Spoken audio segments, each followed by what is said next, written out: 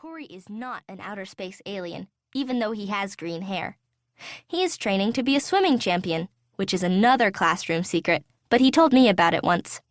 Anyway, Corey swims a lot, and sometimes the chlorine in the pool turns his whitey blonde hair green.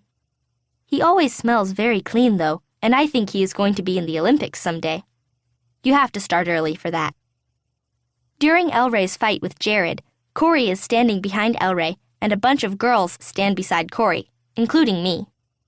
Corey is moving from foot to foot as if the Oak Glen Primary School playground is as hot as a barbecue grill. He is glaring at large, mean Jared, but he doesn't actually say anything. Corey and Elray are friends. Well, those two guys are friends with Jared, too, usually. The weird part about this fight, and about most fights between boys, I have noticed, is that it was probably for no reason. That's why lots of things happen at this school. "Give it back!" Elray yells, holding out his hand. Next to me, my new friend Annie Pat makes a worried noise in the back of her throat. I try to touch her arm to calm her down, but I can't stop looking at Elray and Jared. I'm afraid I'll fall over or something if I try to do too many things at once. My stomach is starting to feel all jangly, as though the tuna in the sandwich I ate for lunch has started swimming around in there. Digesting my lunch might be trying to do one too many things, it suddenly occurs to me. I hope I'm wrong about that, because barfing at school is the second worst thing that can happen to a kid. "Make me give it back," Jared says calmly, as if nothing bad is happening. As if this is just an ordinary day. Elray takes a step forward. "I will make you give it back," he says in a shaky voice. I'll... "You'll what?" Jared asks, sneering. "You'll tell the teacher on me?" He holds the figure tighter, smiles, and starts to bend the wing. Everybody's breath gets sucked in at once. It sounds as though the wind is blowing by. "No!" Elray howls. Oh, Heather echoes. That's her favorite expression.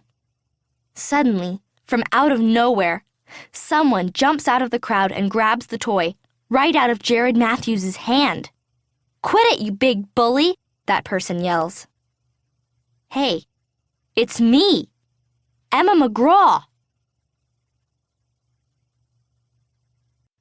2. A hero. I must be the most surprised person in the world right now because I am not exactly brave. I like peace and quiet too much for that. But no, Jared is even more surprised than I am. He staggers back, and his jaw hangs open like a panting lizard's on a very hot day. He stares down at his hand as though he can't really believe it's empty. I shove the toy in Elray's direction. "She saved Elray," someone whispers. "Emma saved Elray from Jared." "I only saved his toy," I try to say, but the words get stuck in my throat when I see Elray's face. He doesn't look grateful, not one little bit. "Ha ha on Jared," one of the kids calls out. "Rah!" Jared roars, and he starts chasing that kid across the playground. He doesn't even look at me as he whizzes by. "Emma, you're a hero," Annie Pat says to me, and she sounds awed. The afternoon sun shining behind her makes her curly red pigtails look as though they are on fire. I clear my throat and sneak another look at Elray Jakes. He is just standing there, and the action figure is drooping in his hand. "I'm not a hero," I say. "You only ruined everything," Elray says. "Thanks a lot, Emma." The way he says thanks, though, you can tell he doesn't mean it.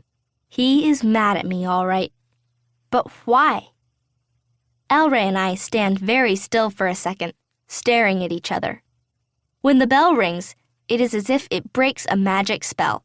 The two of us can move again. I never thought I would be so glad to get back to class, especially when we have a substitute teacher. Because when we have a substitute, the bad kids act up and the good kids act nervous. And if you're a good kid, which I usually am, what's so fun about that? To keep listening to this audiobook, I've left you a link in the description so you can do it, at no cost thanks to Audible's 30-day free trial.